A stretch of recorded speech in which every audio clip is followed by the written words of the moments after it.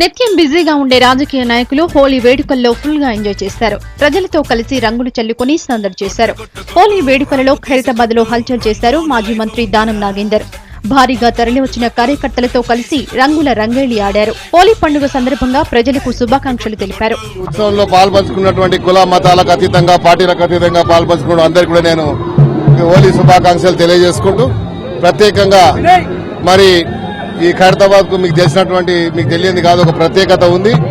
మరి అన్ని మతాలు అన్ని కులాలని కలుపుకొని ఏ ఉత్సవం జరిగినా కూడా ఆ ఉత్సవంలో అందరినీ భాగస్వామ్యం చేసినటువంటి ఆనవాయితీ మా ఖైరతాబాద్ లో ఉంది. హోలీ సంబరాల్లో మునిగి తేలారు TPCC chief Ponnala Lakshmaiah.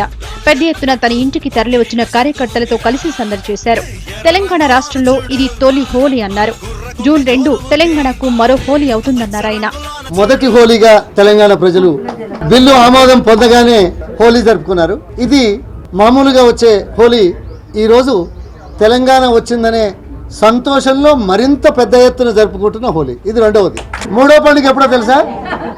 June 2వ తేదీన కాంగ్రెస్ పార్టీ విజయాన్ని సాధించి తెలంగాణలో మొదటి ప్రభుత్వంగా బాధ్యతలు నిర్వహించే దశలో మూడవ హోలీగా ఉండబోతుంది. అటు కరీంనగర్ లో ఎంపీ పొన్నం ప్రభాకర్ హోలీ వేడుకల్లో పాల్గొని సందడి చేశారు.